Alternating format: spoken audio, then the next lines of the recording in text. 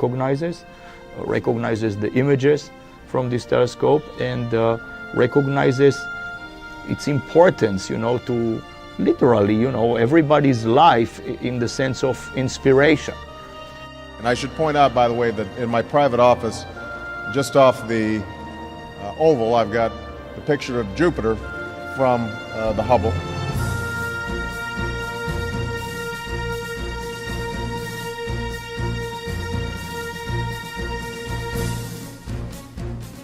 "20 years after launching on a space shuttle and opening its instruments to the farthest reaches of space, NASA's Hubble Space Telescope has become synonymous with exploration, discovery, and even a bit of luck.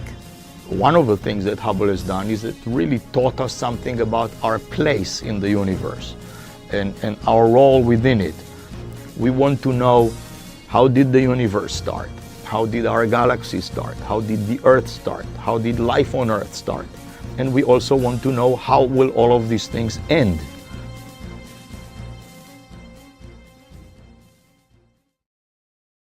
When the telescope arrived, there was a lot of anticipation because there was so much extraordinary effort required at KSC in order to assure that the telescope was going to be able to maintain in the kind of environment that it had to be, and that meant a cleanliness standard that was extremely pristine, far beyond anything that we had ever launched before.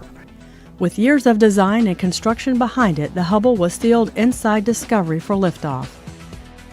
The Hubble Space Telescope flew into the national consciousness on April 24, 1990, inside the payload bay of Space Shuttle Discovery. The launching of the telescope itself was a huge deal because the Hubble Space Telescope was long awaited, and it was supposed to be launched in the year that the Challenger accident happened. Hubble was different from land-based observatories because it would operate from a point hundreds of miles above the distorting effects of Earth's atmosphere. Though its 94.5-inch mirror is small compared to those built on the ground, the telescope is huge by spacecraft standards. At more than 43 feet long, the telescope took up most of the shuttle's payload bay. But as large as Hubble was, it was sent up with a tiny flaw in its main mirror. It was an imperfection less than the width of a human hair, but it was enough to blur Hubble's images and leave the observatory's potential in doubt. To find out 2 months after launch that it was launched with a misshapen mirror was crushing to NASA. When the telescope had its spherical aberration and needed glasses, we had already built expectations to the point that they were expecting to see these kind of things right away, when in fact, even if the telescope had worked, where it's going to take astronomers a considerable amount of time to get some of that data and then to see what else Hubble was going to find that we didn't know about. The telescope was quite powerful even with the flaw, but NASA knew it would have to fix it. So engineers set out to build Hubble a set of contact lenses. So I think that was probably our biggest challenge, was to try to make people realize that these things were still going to happen. We just needed a little time to fix this problem. Being able to restore the Hubble Space Telescope's observational capabilities was incredibly important to the agency, and they put together a great plan to do it. Astronauts made 5 back-to-back spacewalks during the repair mission, a first. They spent more than 35 hours working on the telescope in the payload bay. The Hubble repair had effects reaching beyond the telescope's health as well. This mission wasn't just about restoring the Hubble Space Telescope. It was about whether NASA had the capability to go off and build the International Space Station. The problem was fixed to the extent that it never occurs to anybody to even think about it anymore, because the results are just so dramatic from the Hubble.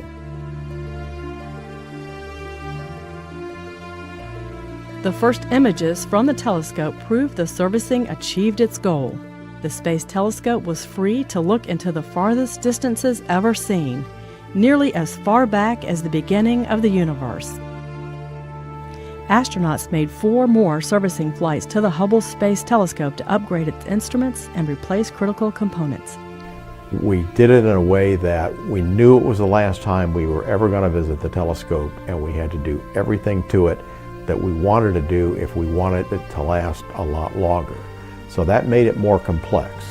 And when the mission was over, the feeling was we'd done it. They had seen different worlds for the very first time through the eyes of the Hubble Space Telescope, and it's really expanded the general public's view of the universe, how the universe began, what the ultimate fate of the universe is going to be. It has ignited, it just has ignited the imagination of the collective American public. The Space Telescope repaid each mission with more incredible views of space that all could see and appreciate. Hubble observations astounded researchers by showing the universe was not only expanding, it was speeding up.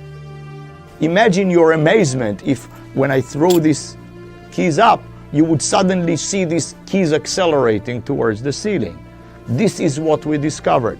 This was extraordinarily surprising, and it led to this notion of dark energy that is pushing on the universe to accelerate.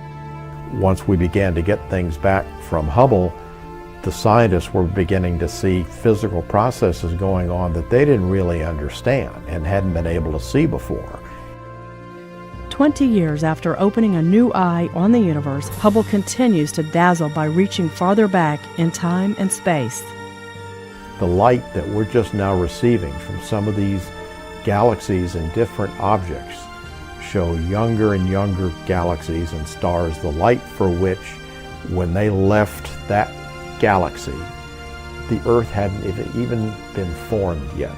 That's how far back in time Hubble is seeing. We're talking about questions that a few tens of years ago we didn't even know to ask. The whole thing is a very storied program from the very first launch until the last servicing mission. There are more questions for astronomers to answer, and Hubble will remain in orbit to answer them for years to come.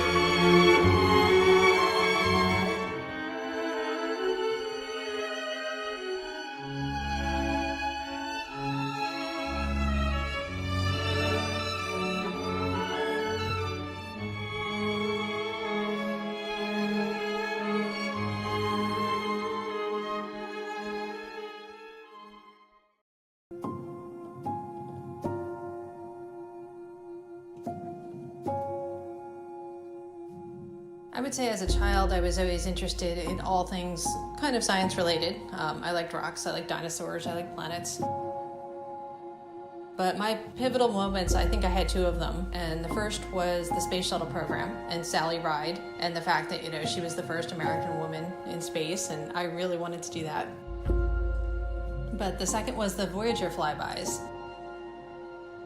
And while I don't really have memories of the Jupiter flyby, I distinctly remember the Uranus flyby in 1986. And getting these images of these alien worlds, these funny moons, all different colors, all sorts of things going on there that we didn't understand. And really that cemented for me, I wanted to study space science. There was no other question, that's what I was going to do.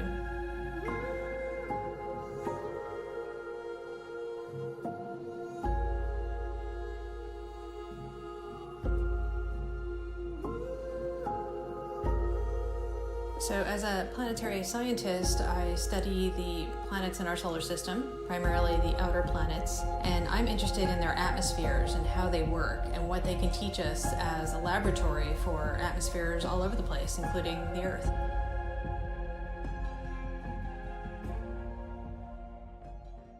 My background is a little interesting. I actually originally wanted to study Mars geology. But when I started my graduate school career, I had an opportunity to work on Jupiter data, particularly with Hubble, calibrating some of the early images before Hubble had its corrective optics, right before the Shoemaker-Levy 9 comet impacts into Jupiter. And then we had this great encounter where we had all these commentary pieces hitting in, but it was a new camera on Hubble after the corrective optics. So, wow, all these great new images. And I kind of got sold into, this is really what I want to do, study the atmospheres of planets. Hubble Space Telescope's been looking at Jupiter for the past 25 years, and this particular image taken just a few days ago, we can see the dynamic cloud bands, all the swirling clouds and colors on Jupiter, of course, and the Great Red Spot. But we also see wave features and smaller storms in the atmosphere, so we're learning a lot about Jupiter's weather, basically, by doing these Hubble observations.